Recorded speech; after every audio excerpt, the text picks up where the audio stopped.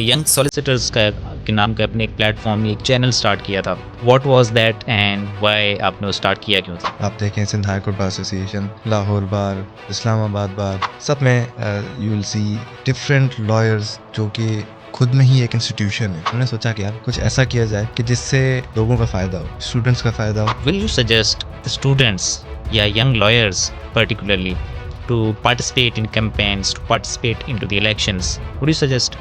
कि अगर आप एक सोच रखते हैं और आप उसको एक्सप्रेस ना करें, अगर आपको बोलना आता हो और आप ना बोलें, लिखना आता हो और आप ना लिखें, तो क्या आप गुनहगार नहीं होंगे?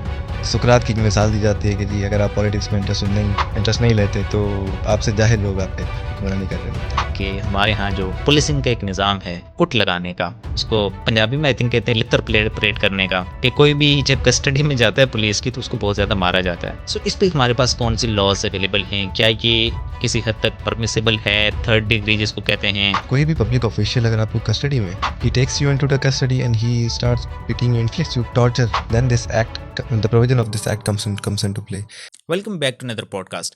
आज इस पॉडकास्ट पे हमें एज गेस्ट ज्वाइन किया था जनाब अरीब सोमरो साहब ने। He is one of the young lawyers जो कि काफ़ी एक्टिव रोल प्ले करते हैं लीगल एजुकेशन को लेके, उसके अलावा लीगल अवेयरनेस को लेके और कम्युनिटी को जो लीगल फ्रेटर्निटी है उसकी वेलफेयर के लिए।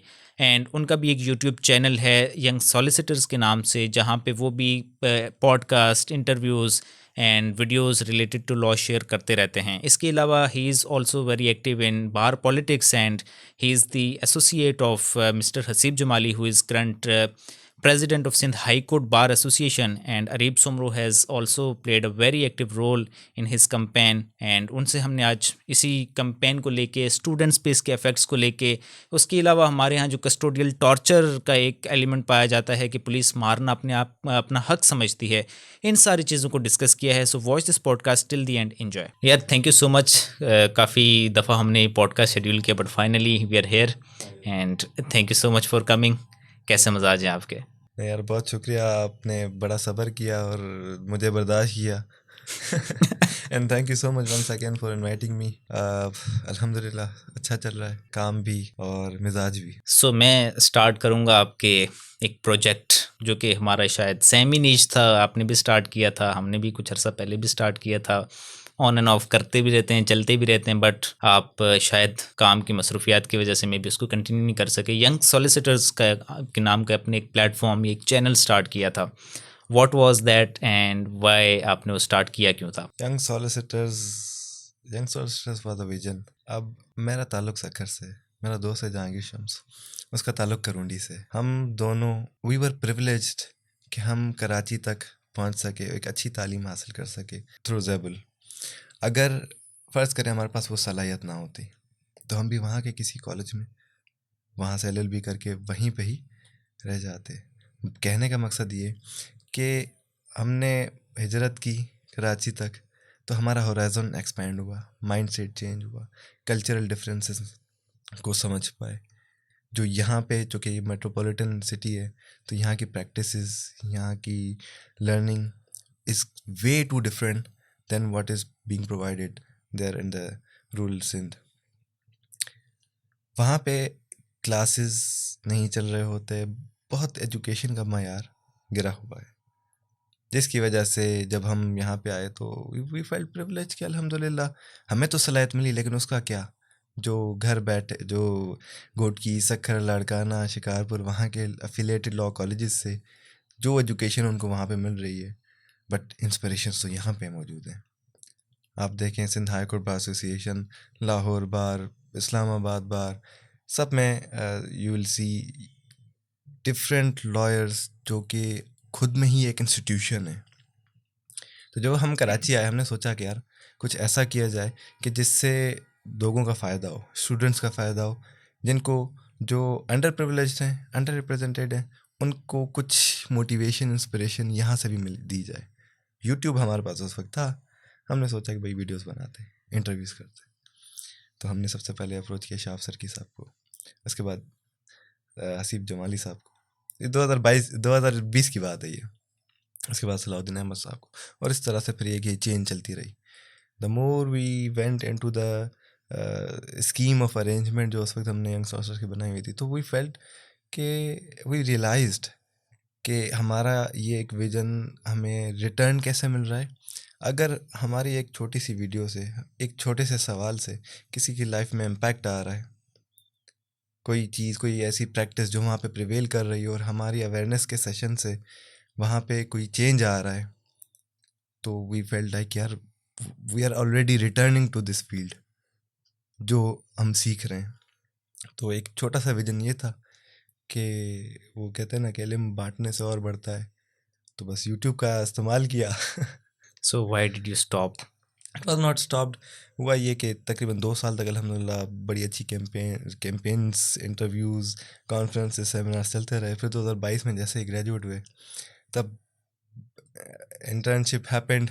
हसीब जमाली साहब एक दिन मुझे सिटी कोर्ट में मिले, वो किसी की कैंपेन कर रहे थे and it was just a day after I graduated and I was at the city court premises.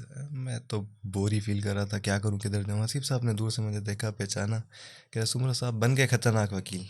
मैंने कहा नहीं सर, बस आपको देख के सीख रहे हैं। The conversation that started from a glance, it turned into an opportunity to work with Mr. Asif Jamali and शाम को उन्होंने कहा कि शाम को चक्कर लगाओ ऑफिस। इस तरह से just I started working at S A Jamali and company. और तब से लेकर अब तक बस वो जो काम है अल्हम्दुलिल्लाह वो बस एक पॉज आ गया है एक्स्ट्रा करिकुलर्स में, और अब फोकस हमारा सारा प्रैक्टिस में है। नाउ आपने हसीब जमाली साहब जो कि प्रेसिडेंट सिंध हाई कोर्ट बार हैं, एंड आप शायद उनके राइट एंड लेफ्ट हैंड दोनों रहे हैं उनके कैंपेन में। So how was that experience? And इसके साथ अटैच क्वेश्चन मेरा ये भी होगा कि will you suggest the students या young lawyers particularly to participate in campaigns, to participate into the elections? Would you suggest? अच्छा, तो 2 सवाल है ना जी बेसिकली, जी। तो मैं वुड यू सजेस्ट वाले पे मैं बाद में आऊँगा। पहले सबसे पहली बात तो अल्हम्दुलिल्लाह बहुत अच्छे सीनियर्स हैं। अब मैं खुद को खुशनसीब इसलिए मानूंगा क्योंकि मुझे एक सीनियर की नहीं बल्कि 2 सीनियर्स की गाइडेंस मिल रही है। एक आसिफ जमाली साहब जो कि अल्हम्दुलिल्लाह बहुत अच्छा सिखाते भी हैं, अच्छे मेंटोर भी हैं। दूसरा जो मेरे बॉस हैं नजीब जमाली साहब, तो दोनों दोनों एक्सीलेंट लॉयर्स हैं। दोनों की अपनी एक पर्सनालिटी है, दोनों की अपनी नीश है। If you see Haseeb Jamali arguing before a dice, he has a different style. But when you compare, when you see Mr. Najeeb Jamali on the dice, it's totally different. तो हर किसी का अपना स्टाइल होता है, तो मुझे दोनों की तरफ से लर्निंग का मौका मिला। और हाउ वाज अल्हम्दुलिल्लाह experience in campaigning? In campaign यही अभी I was building the narrative. ठीक है, अब आपको पता लग गया कि आई हैड 2 सीनियर्स जो एक मेरे प्रोफेशनल मेंटोर हैं, जिनका मुझे काम भी संभालना है और साथ ही साथ जो रोज़मर्रा के मामला आते हैं वो भी देखने होते हैं लिटिगेशन में। और अब आते हैं और साथ ही स्टार्ट हो जाती है हमारी इलेक्शन कैंपेन। तो वो जो एक जगल करना, वो जो कहते हैं ना कि आप एक हाथ में 2 तरबूज ही उठा सकते हो, तो we had to juggle that thing. Elections भी हैं, लिटिगेशन भी है, काम भी है, रिसर्च भी है, ड्राफ्ट भी है, फिर दोस्तों के साथ मुलाकातें भी हैं। सुबह को जो अगर हमारे केसेस 10 बजे तक फ्री हो जाते हैं, then we started campaigning because we started the election campaign off with a vision. और सब्सिक्वेंटली ये जो दूसरा साल हमारा शुरू हुआ, then it became an awareness campaign for us. All over Sindh हमने विजिट्स किए। We felt like we are actually making an awareness for the people कि आप एटलीस्ट देखें तो सही कि जो आपकी पार्लियामेंट 26 और 27वीं अमेंडमेंट ला रही हैं, 26 तो खैर आ गई थी उस वक्त, 27वीं अमेंडमेंट जो ला रही है या जो आ चुकी थी, वो फिर एक फेज़ में चल रहा था सारा, तो उसके क्या नुकसानात हैं, क्या फ़ायदे हैं। तो जिस बार में गए बड़ा ही अच्छा एक्सपीरियंस रहा। मैं आपको बताऊं, एक दिन में हम टूर की बात कर रहा हूँ, 3 विजिट्स थे। एक था हमारा थरी मीरवा, दूसरा फैज़गंज, और तीसरी हम खैरपुर से निकले थे। व्हाट हैपेंड दैट कि जहाँ पे हमारा प्रोग्राम 4 बजे का था, वहाँ पे पहुँचते पहुँचते हमें 10 बज गए। जहाँ पे हमारा प्रोग्राम 6 बजे का था, वहाँ पे पहुँचते पहुँचते 1 बज गए। रात के 1 बज गए। प्रोग्राम रहा तब तक? और मैं आपको बताऊं, लोगों की, दोस्तों की, वकीलों की, जो हमें ऑलरेडी कैंपेन की सूरत में, सोशल मीडिया की सूरत में हमें देख रहे थे, हमें सुन रहे थे, और देख रहे थे कि किस तरह से हम 2627 का स्टांस लिए खड़े हैं। वो तो शुरू से ही हमारा स्टांस है, अभी भी यही है। दोस्तों की मोहब्बत इतनी थी कि रात को 10 बजे भी लोग इंतज़ार कर रहे थे। बार भरी हुई थी, थरी मिरवा बार में, यूँ समझे कि पैर रखने की जगह नहीं थी। 1.5 घंटा पूरा सिर्फ अजरक पहनाने में, वो जो एक ग्रीटिंग होती है, हमारा एक सकाफती वेलकम होता है, 1.5 घंटा पूरा उसमें लगा था। मैं खुद हैरान हो गया था कि इतनी मोहब्बत, इतनी बेलोस तरीके से लोग मिल रहे थे, वकील दोस्त मोहब्बत दे रहे थे। 1 बजे जहाँ पे हम पहुँचे, वहाँ पे भी 1 बजे जाके हमने प्रोग्राम किया। In the bar stood there, they waited for us, they waited for what is what do we bring with ourselves। क्या हम सिर्फ इलेक्शन की कैंपेन करने आ रहे हैं, या हम वाकई में जो हम बात कर रहे थे 26-27 के खिलाफ है, तो हमारे पास बोलने के लिए क्या था? तो वो लोग सुनने के लिए बेताब थे। अल्हम्दुलिल्लाह it felt fulfilling। So my second question कि second question, will you suggest students to participate into देखें the politics? सुकरात की एक मिसाल दी जाती है कि जी अगर आप पॉलिटिक्स में इंटरेस्ट नहीं लेते तो आपसे जाहिल लोग आप पे हुक्मरानी कर रहे होते हैं। तो as far as your question is concerned, आपको पता होना चाहिए कि what is happening with your country, what is happening with your fraternity and with the system. अब आप पार्टिसिपेट कर, अगर टाइम निकाल पा रहे हो, देन यू शुड एक्सप्रेस। मैं इस बात को इस तरह रखना चाहूँगा कि अगर आपको बोलना आता हो और आप ना बोलें, लिखना आता हो और आप ना लिखें, तो क्या आप गुनहगार नहीं होंगे? तो मैं इस बात को इस तरह से रखना चाहूँगा कि अगर आपके पास एक सोच है और आप वो सोच सिर्फ खुद तक महदूद कर रहे हैं, तो फिर आप एज अ सोसाइटी कंट्रीब्यूट क्या कर रहे हैं? People may differ with your opinion, some will like it, some will not, but at least you will have an existence to ensure. नहीं, आई एग्री विथ यू। अरे मैं यहाँ पे आपसे इस बात तक तो मैं एग्री करता हूँ, बट एक फैक्टर ये भी है कि अगर आप चूंकि सियासत में लगे हुए होते हैं तो आपका दिन रात उधर सियासत में, उधर कैंपेन में जा रहा होता है, but it is very crucial time for your career. आप अगर वो टाइम अपनी स्टडीज़ को, अपने लॉ की स्टडीज़ को, अपनी प्रैक्टिस को, अपने आर्ग्यूमेंट्स को देंगे, अपनी प्रिपरेशन को देंगे केस में, तो that is going to be beneficial for your entire career. And politics में तो आप कभी भी जा सकते हैं, कभी भी ना हो सकते हैं। यस। द थिंग इज कि देखिए, जब आपके पास डायरेक्शन क्लियर होती है ना, फिर आपको परवाह नहीं करनी चाहिए। अगर आप देयर कम्स अ टाइम, ये फील्ड इतनी आपको सिखाने के मौके देती है। आप अगर यूँ समझें कि 90 साल का भी आपके पास एक्सपीरियंस हो और आप अगले दिन कोर्ट जाएं, तो ऐसा ना कोई मौका ज़रूर आएगा कि आप कहेंगे यार आज भी मैंने कुछ सीखा है। Be it politics, be it research, be it miscellaneous work, be it argumentation, be it oral advocacy, be it courtroom ethics, be it friendships and the bar politics, everything makes you learn। अच्छा अरीब, यहाँ पे आपने बात की कि 1-1.5 घंटा आपको अजरक देने में लगा, और although ajrak is the indeed सकाफत है सिंध की, हम खुद भी रखते हैं, पहनते भी हैं, हम अपने गेस्ट्स को भी पहनाते हैं। यहाँ पे एक बड़ा मुद्दा है अजरक को लेके, नंबर प्लेट्स पे गाड़ी की। सो बीइंग अ सिंधी और बीइंग अ लॉ स्टूडेंट और being a citizen of Pakistan and citizen of Sindh, आप इसको कैसे देखते हैं कि क्या गाड़ी की नंबर प्लेट्स पे अजरक लगाने का अमल ये ठीक है, इसको होना चाहिए, या शायद गाड़ी की नंबर प्लेट पे अजरक नहीं लगनी चाहिए और जो ऑर्डिनरी जैसे एक अरसा दराज से नंबर प्लेट्स चलती आई हैं वो होनी चाहिए? What is your opinion on this? My opinion is very simple sir. आप देखें, अगर if the government is passing it through a law, और इस पर कोई ज़्यादा डिस्कशन हो ही क्यों रही है? आप देखें ना कि सकाफत को हम एक प्रमोट कर रहे हैं, this should be serving as a symbol, right? आप देखें यूएसए में गाड़ियाँ चल रही हैं, यू विल सी उनके नंबर प्लेट में you will see different names, numbers, and वो फिर लेटर्स डिफरेंट किस्म के लिखे होते हैं। सो यहाँ पे ये सवाल क्यों उठ रहा है कि नहीं होना चाहिए? सबसे पहले तो ये ना, आप कह रहे हैं कि क्यों होना चाहिए, लेकिन आप पहले ये तो बताएं कि क्यों नहीं होना चाहिए। नहीं, मैं तो नहीं कह रहा क्यों होना चाहिए, क्यों नहीं होना चाहिए, मैं तो सिर्फ आपसे आपका ओपिनियन पूछ रहा हूँ। ओपिनियन बड़ा ही सिंपल है सर। आई बिलीव कि ये जरा किसी तरीके से, if it is contributing to the cultural importance जो कि उस चीज़ को अगर बढ़ा रही है तो I don't think it should be any problem for us. But do you think कि जो कल्चरल चीज़ है, be it any cultural thing, not just Ajrak और किसी दूसरे सूबे की कोई सकाफत या किसी X Y Z, let's be very generic, क्या कोई भी सकाफत क्या गाड़ी की नंबर प्लेट पे लगाने से उसकी शान में कमी होती है या उसकी शान में इजाफा होता है? बिकॉज गाड़ियाँ कीचड़ में भी चल रही हैं and all that, these are the questions public.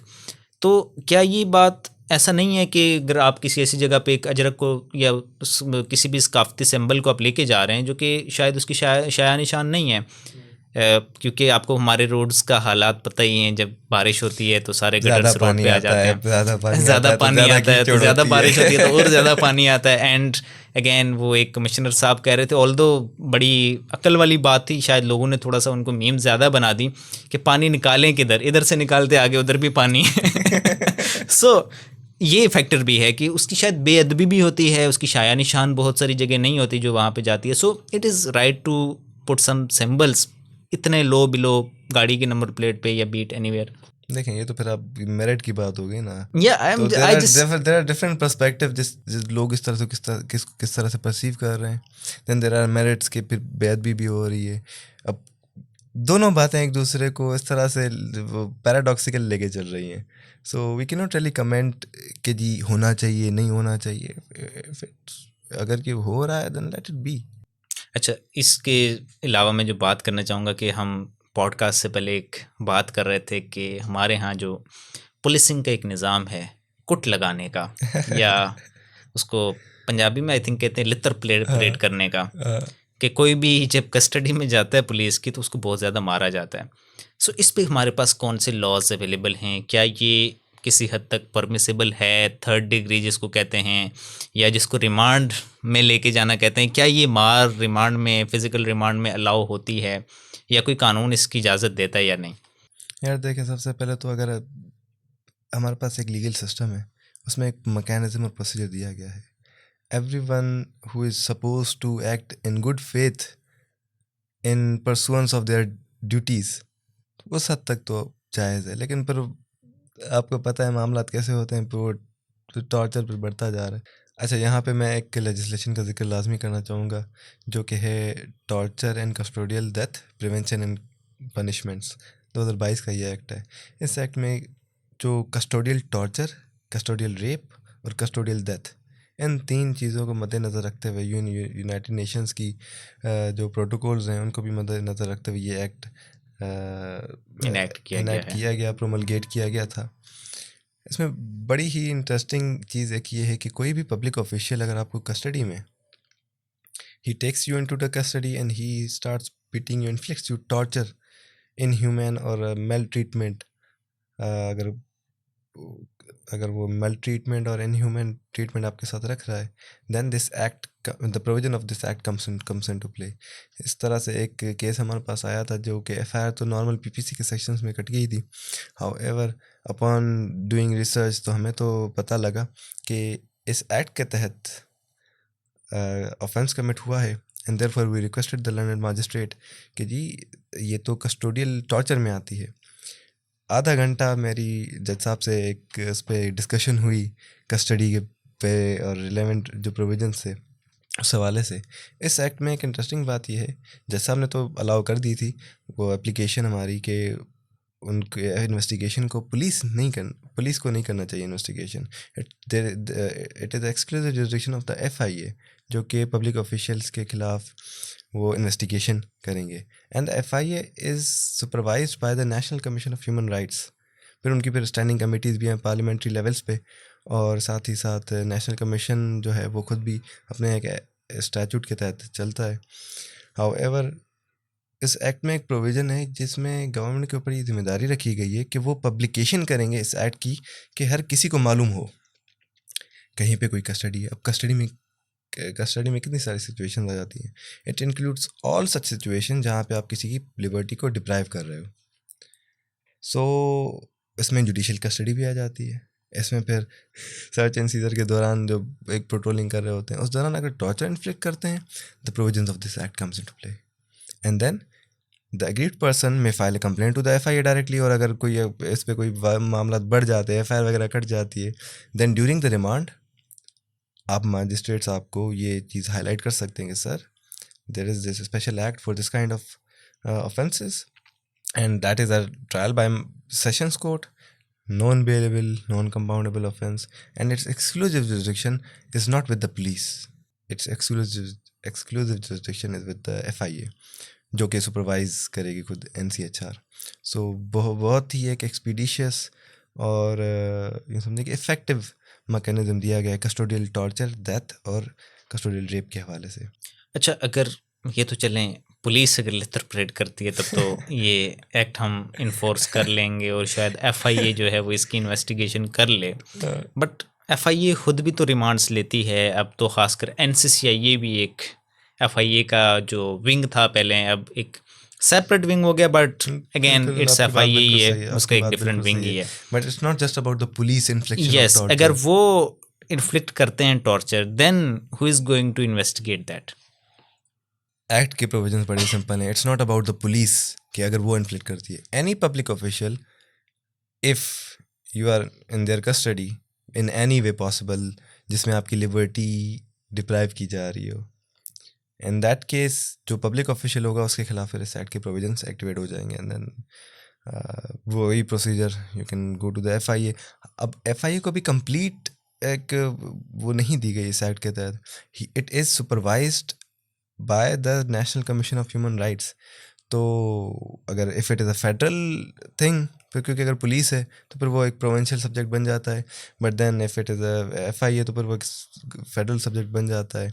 And accordingly फिर NCHR वो फिर higher ups they will intervene and they will make that investigation in an unbiased manner. Supervision रखने का मकसद यही कि जो है ना, कहीं पे कोई एक बायसनेस वाला एलिमेंट ना हो, कोई भी पब्लिक ऑफिशियल हो, फिर चाहे किसी भी इदारे का हो.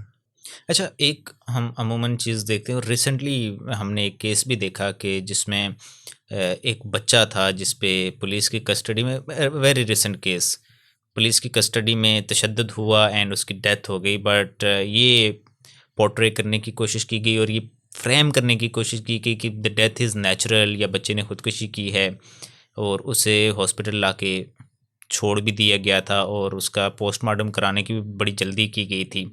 एंड अगेन पुलिस सर्जन जो हैं सिंध की, डॉक्टर समैया, उनकी फाइंडिंग्स थी कि नहीं, ये टॉर्चर, कस्टोडियल टॉर्चर का केस है. सो इंटायर थिंग इज़ के यहाँ पे बहुत सारे ऐसे डेथ्स हो जाती हैं अंडर इन कस्टडी के जो ये पोर्ट्रे करने की कोशिश की जाती है कि शायद ये नेचुरल हैं.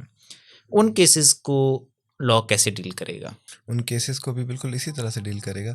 देखे ना, यहाँ पे कस्टडी का जो स्कोप है, एक जो इनका डेफिनेशन है कस्टडी की, वो इंक्लूसिव रखी गई है, एग्जॉस्टिव नहीं रखी गई कि जी जो अगर पुलिस कस्टडी है तो पुलिस कस्टडी में अगर डेथ हो तो फिर ये एक्ट के प्रोविजन अप्लाई होंगे. नहीं, वो इंक्लूसिव रखी गई पूछना है. ये चाह रहा हूँ, मैं पूछना ये चाह रहा हूँ कि जहाँ पे देखें डाउट है कि वेदर नेचुरल डेथ है या ड्यू टू कस्टोडियल टॉर्चर है, तो इसको लॉ कैसे डील करेगा? सर मैं उसी पे बात कर रहा हूँ.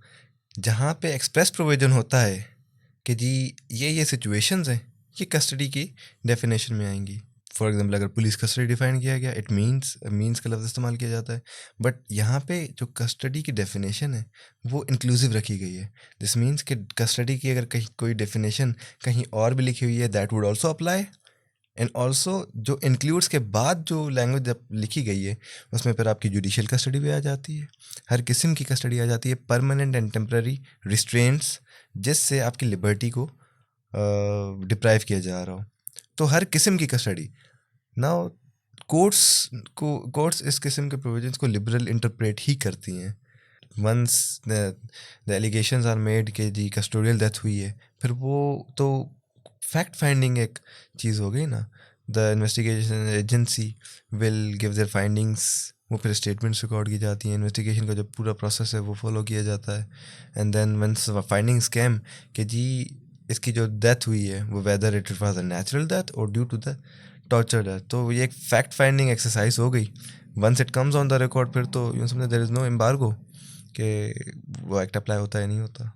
चलें, ये तो सारी हमारी डिस्कशन हो गई कस्टोडियल टॉर्चर जो कि हमारे हाँ क्या बड़ा बात है सर, क्या बड़ा बात है। प्रेवलेंट है, और ये कोई ऐसी ढकी छुपी बात नहीं है कि बड़ा कॉमन है। बड़ा पुलिस कॉमन। अपना मारना अपने हक समझती है, but which is not the actual case, उनके पास कोई ऐसा राइट नहीं है। अच्छा, नेक्स्ट थिंग इज़ कि आपने एक लॉयर प्रोटेक्शन एक्ट पे एक सीपी फाइल की थी। व्हाट वाज दैट एंड क्या था उसमें, आप क्या चाहते थे? सर चाहते तो ये थे कि सिर्फ वेलफेयर हो सर। थे क्या फैक्ट्स क्या थे इसके? बैठे थे इलेक्शन के दौरान, बहुत सारी दोस्तों से इश्यूज़ पर भी बात होती थी, मसले मसाइल जो यंगस्टर्स भी फेस कर रहे हैं और फिर खुद भी देख रहे थे। तो एक बड़ा मसला ये भी आ रहा था कि स्टाइपेंड का एक मसला, जो कि यंग लॉयर को यूँ समझे कि money is the biggest motivation. अगर कोई यंग लॉयर, फिर चाहे वो बाई चॉइस आ रहा हो या फिर उसके पास वो विदाउट एनी ऑप्शन अगर वो आ रहा हो, अगर वो सरवाइव कर रहा है इस प्रोफेशन में, तो he should have a means for sustenance, right. तो एक 2023 का एक एक्ट है, सिंध लॉयर्स प्रोटेक्शन एक्ट, जिसके तहत वेस्टेड राइट के तौर पे गवर्नमेंट एक ग्रांट, फंड्स का ग्रांट देगी और एक ट्रस्ट बनाया जाएगा। तो वो सीपी का जो तयन था वो यही था कि अगर वो एक्ट पास कर दिया गया है, 2023 में पास किया गया था मार्च में, और सेक्शन 2 में लिखा था it shall come into force at once. This means कि जिस दिन वो पास हुआ उस दिन से उसकी इम्प्लीमेंटेशन होनी चाहिए।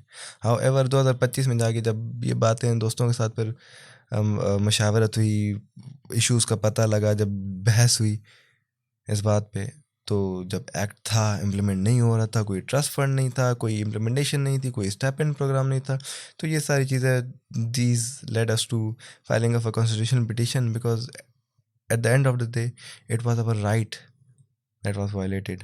Government shall government को एक ग्रांट देना है, substantial grant, and it has to be treated as a vested right of every lawyer, तो जो कि उस फंड के जरिए उससे से। एक आम लॉयर को क्या अपनी ज़िंदगी में फ़ायदा हो सकता है? सर देखें ना, अगर एक प्रोविजंस रखे गए हैं और ये एक जो कि एक बेनिफिशियल स्टैट्यूट है with regards to the finances, कि एक ट्रस्ट फंड बनाया जाएगा, वो लॉयर्स की वेलफेयर के लिए होगा। आप देखें उस एक्ट में बहुत ही क्लियर प्रोविजंस हैं कि it is meant to be for the protection and welfare of the advocates. वहाँ पे स्टाइपेंड के प्रोविजंस मौजूद हैं, वहाँ पे सेशन ऑफ प्रैक्टिस, कि जब आप अपनी प्रैक्टिस ख़त्म कर दे रहे हो, सीनियर्स के लिए भी एक बेनिफिशियल स्टैट्यूट है, यंगस्टर्स के लिए भी है। यंगस्टर्स के लिए इस तरह से कि एक यंगस्टर अगर कोई आ रहा है and bye means of sustenance उसे कुछ स्टाइपेंड मिल रहा है, तो उसे थोड़ी सी मोटिवेशन भी होगी कि जी ठीक है, जैसा तैसा है कि अब काम चला रहे हैं, आज नहीं तो कल। ये लिटिगेशन का प्रोफेशन आपको पता है, 6 महीने बाहर होती है तो 6 महीने फिर खिज़ां का मौसम भी आ जाता है। तो इन दैट सिनारियो ये जो स्टाइपेंड का प्रोग्राम था और ट्रस्ट फंड था, अगर आप मेडिकल कंडीशन हैं and you are needy of the money, तो उस ट्रस्ट फंड से आप फ़ायदा ले सकते हैं। Then there is this stipend का प्रोग्राम कि सब पे एक ऑब्लिगेशन ऐड कर दी गई कि आपने 25,000, वो जो एक फ़िक्स कर दिया गया अमाउंट, वो कर दें। देन गवर्नमेंट के ऊपर जिम्मेदारी कि गवर्नमेंट उस ट्रस्ट फंड में कंट्रीब्यूट करेगी, और not as a donation but as a vested right of the individual. तो ये चीज़ें थी एंड वी थॉट कि इस पे इम्प्लीमेंटेशन लाया जाए। अब तो खैर प्रीजुडिस क्या लगता है होपफुली, क्या आउटकम आप अल्हम्दुलिल्लाह पॉसिबली गेन अल्हम्दुलिल्लाह कर पाएंगे इसमें? अल्हम्दुलिल्लाह जब ये केस लेके गए तो जज साहब was very welcoming. Haseeb Jamali साहब इसमें अपीयर होते हैं और हमारे दोस्त जहांगीर शम्स, तो it's a very welcoming step, और कोशिश यही की है कि कुछ चेंज लाया जाए। और सीखा भी कुछ यूँ है कि अगर आप ज़िंदा हो और आप को हमेशा कोशिश यही करनी चाहिए कि अपने होने से किसी की ज़िंदगी में इम्पैक्ट लाया जाए। आप देख रहे हैं कि यहाँ पे कितने सारे इश्यूज़ हैं, सारे इश्यूज़ पर तो हम मिल के कहते हैं ना, वन स्टॉम्प पे काम नहीं कर सकते, बट थोड़ा थोड़ा कंट्रीब्यूट तो कर सकते हैं ना। We should always be willing to contribute. तो हमारी बस भी छोटी सी कोशिश थी और पूरी उम्मीद है कि इंशाल्लाह। अच्छा, हमने रिसेंटली जो बात देखी इन्वायरमेंट को लेके अपनी कोर्ट्स के, और खैर ये रिसेंट नहीं है, हमेशा से ऐसा होता है कि कोर्ट में एक मार दाड़ का भी बड़ा इन्वायरमेंट चलता आ रहा है। इस पे आपका क्या कहना है? क्या इस चीज़ कंट्रोल होनी चाहिए या कैसे हो सकती है? होनी तो शायद यकीनन हर कोई चाहेगा, यार कहाँ बट होती है कैसे मार धाड़ कंट्रोल? कोर्ट्स में? आप लगता है कोर्ट जाते नहीं। नहीं सर, मैंने तो कभी नहीं देखा देखिए मार धाड़ मैं होती है। इस पे ये मैं भरमला सर ये चीज़ सर कहता हूँ कि इसके बात दो बिल्कुल सही है आपकी। फैक्टर्स हैं।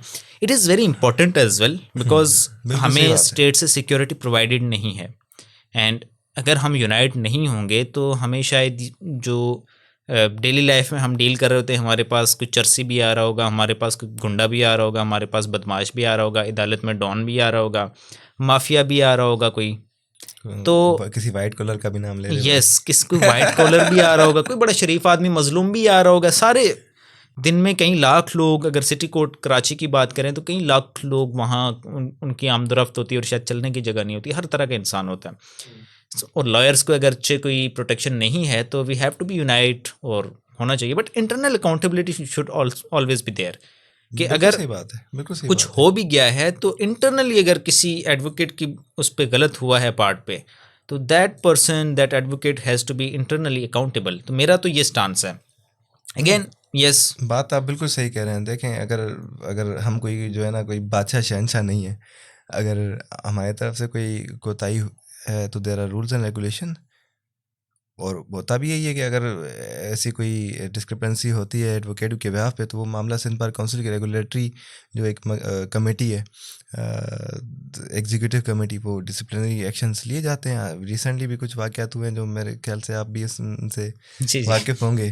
तो पूरा पाकिस्तान वाकिफ है। तो पूरा पाकिस्तान वाकिफ़ है। तो आप देखें देयर आर प्रोविजंस, आप बस हिम्मत करें और एक्टिवेट करें। और हिम्मत की दूसरी जरूरत। बात ये कि हमारे यहाँ, हमारी ना सिर्फ सोसाइटी में बल्कि आप अपने, वो कहते हैं ना कि लोग पहले अपने घर में भी झांके कि क्या हो रहा है। तो एक चीज़ है कि अगर आप देख रहे हैं कि चारों तरफ अंधेरा है या फिर वो नफसा नफसी वाला माहौल है, तो एक दफ़ा ज़रा खुद में भी देख लें, शायद आप रोशनी हो। हम देखते हैं कि चारों तरफ नेगेटिविटी फैल रही है, तो वो चीज़ नेचुरली हम खुद में भी अडॉप्ट कर लेते हैं और फिर हम भी वही नेगेटिव बातें कर रहे होते हैं। तो क्यों ना अपनी लाइफ को एक एग्जाम्पल के तौर पे बनाया जाए और पॉजिटिविटी फैलाई जाए। मैं तो समझता हूँ कि we should always be willing to contribute by ourselves. अगर हम खुद में ही अगर हमारे अंदर ही चोर होगा, तो फिर हम भी यही देखेंगे वो भी चोर जा रहा है, वो भी चोर जा रहा है, वो भी चोर जा रहा है। लेकिन अगर हम ये देखें कि अगर अंधेरा भी है तो maybe look within yourselves, maybe you are the light, जो कि कुछ इम्पैक्ट ला सकता है। एट बेस्ट हम क्या कर सकते हैं, ज़्यादा से ज़्यादा थोड़ा सा चेंज ला सकते हैं, अपनी कंट्रीब्यूशन कर सकते हैं, बट एटलीस्ट आपको दिली सेटिस्फेक्शन होगी कि सारा जहां अंधेरे में नहीं है, रोशनी भी मौजूद है। So any final words for young solicitors? मैं आप ही के चैनल से जिस नाम से आपने रखा था यंग यंग सॉलिसिटर्स, हमने खत्म नहीं किया, मैं आपको नहीं बताता ख़त्म चलूं। नहीं किया मैं। Final words for young solicitors, जो कि यंग सॉलिसिटर्स हैं, उनकी यस बात कर रहा हूँ। Sir. What they should do, how they pursue their career. अच्छा, करियर के हवाले से सर, इस पे अगर बहस करना चाहें तो इस पे बहुत अच्छी खासी बहस हो सकती है।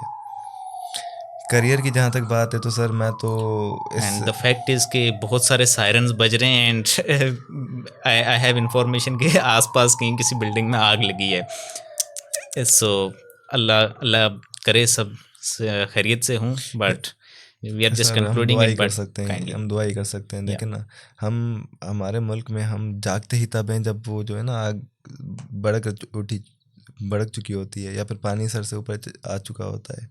तब तक हम लेज़ी ही रहेंगे, नेग्लिजेंट रहेंगे।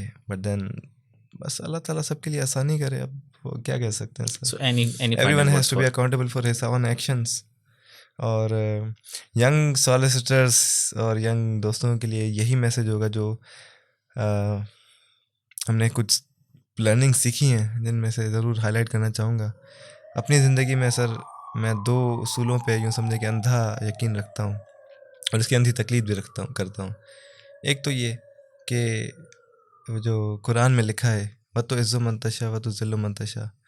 आप देखें, अगर कोई आपसे कहे कि जी मुझसे जुड़ जाओ, मेरे साथ जुड़ जाओ और आपको फ़ायदा होगा, तो ये सिर्फ धोखा है। इज़्ज़त देने और लेने वाली ज़ात सिर्फ और सिर्फ रब की है। तो वो जो कहता है ना कि जी जुड़ जाओ साथ तो आपको ये फ़ायदा होगा, वो यहाँ ये फिर बात आपकी उस पॉलिटिकल कैंपेन में भी आ जाती है। बहुत सारे लोग सिर्फ इसलिए एक्टिव होते हैं इन कैंपेन्स में कि जी कुछ ना कुछ फ़ायदा मिल जाएगा, थोड़ी सी स्क्रीन टाइमिंग मिल जाएगी हमें भी। अब देखें अगर सोशल मीडिया का दौर है तो कौन नहीं चाहेगा कि वो स्क्रीन के सामने आए, everyone wants that obviously.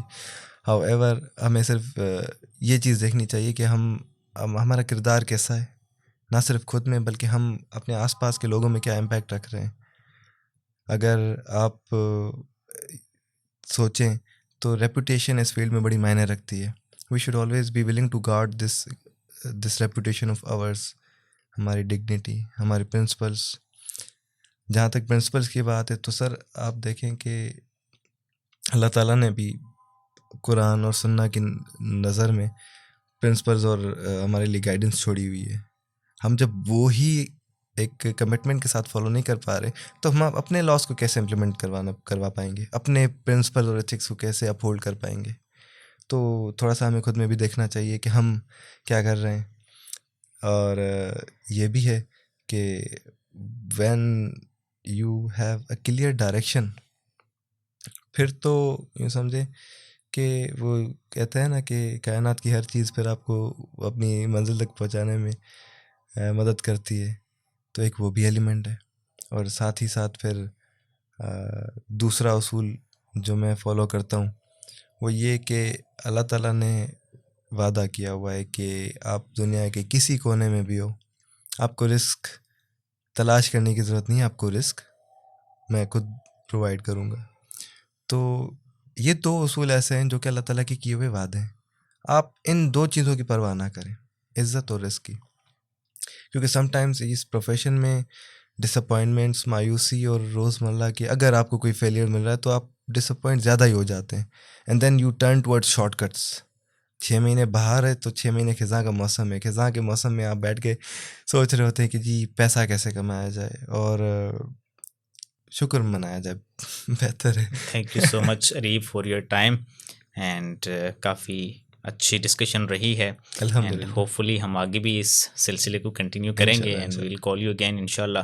Thank you so much thank you so much and hope you must enjoyed. For inviting me and for bearing me. और चाय तो बड़ी अच्छी पिलाई थी आपने यार वाकई। थैंक यू सो मच यार, चाहे आप एनी टाइम ही, आपका आई अपना एम ऑफिस है। ग्लैड कि ये थोड़ा सा फ्रैंक और फॉर्मल या में मिक्स ऑफ टच था दोनों का। सो थैंक यू मज़ा सो आया। मच एंड हमेशा स्क्रीन पे मैं होस्ट की तरफ से ही अपीयर हुआ हूँ। आज गेस्ट की सीट फर्स्ट पे बैठ टाइम के पता लगा कि जी नहीं, इट हैपेंस कि आप जब गेस्ट की सीट पे वी लर्न बैठते हैं तो from each it's other different brother. Experience. Obviously मैं भी ज़्यादा होस्ट की सीट पे ही बैठता हूँ तो गेस्ट वाला एक्सपीरियंस शायद थोड़ा कम है मेरा भी, बट आई कैन यार अंडरस्टैंड वी के लर्न फ्रॉम एक्सपीरियंस। आप देखो ना या ये प्रोफेशन हमारा कैसा है। इस प्रोफेशन में मैं तो इसी नज़रिए से चलता हूँ कि sir this is a longer field, this is a longer journey that we think it is. हम ये देखते हैं कि जी अगर शॉर्टकट्स मिल रहे हैं और शॉर्टकट्स मिलते साथ ही जो है ना आपके पास गाड़ी भी आ जा रही है, आपके अच्छी ऑफिस भी इस्टेब्लिश कर जा रहे हो, तो उसके पीछे ना जाएं। बेहतर ये है कि जो है ना जो स्टेप बाय स्टेप अगर लॉन्ग आपको टर्म काम मिल रहा मैराथन में है, आप लॉन्ग टर्म मेहनत है, स्टेप बाय स्टेप सीखें। कोई भी स्टेप मिस हुआ तो आई डोंट थिंक कि वो ज़्यादा इफेक्ट करेगा, बट वो सब्सटेंशियल लेवल्स पे आपको ज़रूर कमज़ोर करेगा। Thank you so much once again and viewer से भी ये रिक्वेस्ट है कि चैनल को सब्सक्राइब करें, लाइक भी कर दें। सब्सक्राइब लाजमी कीजिएगा, हम आज बड़ा अच्छा काम कर रहे हैं। Thank you so much. और यंग सॉलिसिटर्स को भी कीजिएगा इंशाल्लाह, आप इनको मोटिवेशन दिलाएं, आप लोग तो शायद ये दोबारा वो रिवाइव करें एंड वी ट्रूली वांट के इस तरह के मज़ीद प्लेटफॉर्म्स कुछ और भी हैं या शायद वो कंसिस्टेंट नहीं है उस तरह से, they should come forward. And again मैं बहुत सारी जगह पे मैंने ये चीज़ कही है कि we are not competitors, we are contributors yes and we do contribute and we want के जो और भी लोग कर रहे हैं वो भी कंट्रीब्यूट करें। सो इनको भी सब्सक्राइब करें, हमें भी हमें भी सब्सक्राइब सब्सक्राइब करें, करें, इनको भी लाइक कर सब्सक्राइब दिया करें। करें जस्ट फॉर इनकरेजमेंट, इससे हमें कोई पैसे नहीं मिलते। Thank you so much and दोस्तों के साथ भी शेयर करें। अल्लाह हाफिज़। बात बिल्कुल सही कह रहे हैं। और लाइक और सब्सक्राइब अगर आप करेंगे तो इससे जितने व्यूज़ ज़्यादा बढ़ेंगे तो उनके साथ साथ आपको भी सदका जारिया मिलेगा। तो नहीं, वो पहले पोस्ट आते थे ना सदका जारिया वाले, शेयर करें। आई डोंट नो इट्स सदका जारिया और नॉट, बट मैं अगेन आपके दोस्तों को भी हेल्प हो सकती है, कुछ ना कुछ इन्फॉर्मेशन उन्हें यकीनन कुछ ना कुछ नॉलेज उन्हें ज़रूर मिलेगी। Thank you so much. देखें, even if you are able to contribute in someone's life, then I think we should be willing to support that cause, and that is a greatest virtue, I believe. Exactly. So like and subscribe there channel, थोड़ा सा हमें भी like कर दीजिएगा यार। Thank you so much, thank you Areeb.